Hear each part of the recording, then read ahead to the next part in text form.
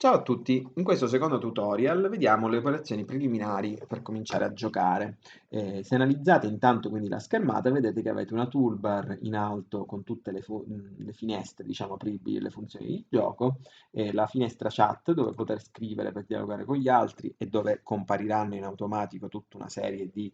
comunicazioni e poi lo spazio gioco ovviamente dei vari giocatori, che comprende lo spazio dove verranno giocate le carte per ogni giocatore, lo spazio disponibile per il posizionamento delle prese, quindi delle carte catturate durante il gioco, uno spazio per i promemoria delle pigliate, quindi le catture fatte di carte importanti nei confronti di altri giocatori, e lo spazio dichiarazione e impegno, quindi bid and bet. Avrete poi anche uno spazio, un gettone che indicherà fondamentalmente la situazione attuale dei punteggi in gioco, una tessera che indica chi è il mazziere di turno e che quindi a fine turno dovrà essere materialmente spostata col drag and drop nella nuova posizione. E poi avete la possibilità, come prima cosa che vi consiglio di fare, di cliccando col tasto destro e aprendo i menu dei singoli avatar, sia di scrivere i nomi dei giocatori, in modo da avere la possibilità di visualizzare facilmente chi è il giocatore che sta giocando la carta, quindi basterà col tasto destro cliccare su scrivi il nome e indicare il nome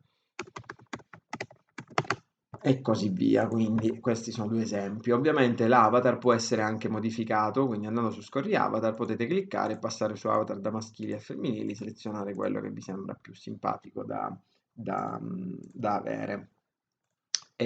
L'altra cosa che vi voglio spiegare in questo tutorial è andando nell'ordine, quindi utilizzando le finestre nell'ordine in cui sono disposte da sinistra a destra, diciamo, si seguirà tutto il flusso del gioco. All'inizio, per sapere come si svolgono alcune azioni, anche se io adesso man mano ve le spiegherò, potete andare sul primo elemento della toolbar, cioè istruzioni app, che vi farà aprire una finestra come la presente. E in questa finestra avrete la possibilità di selezionare vari pannelli di spiegazione tematici che vi spiegano ogni fase del gioco. Quindi la prima che vi si apre in automatico è ridimensionamento zoom finestra, che vi dice proprio quello che abbiamo imparato, cioè come si ridimensiona all'inizio la finestra e come si può anche ridimensionare la visualizzazione della schermata di gioco. Allo stesso modo, per esempio, la seconda vi insegna proprio come selezionare il nome del giocatore, eccetera. Tutte le altre cose le troverete spiegate, quindi passo passo in maniera molto semplice in questi menu.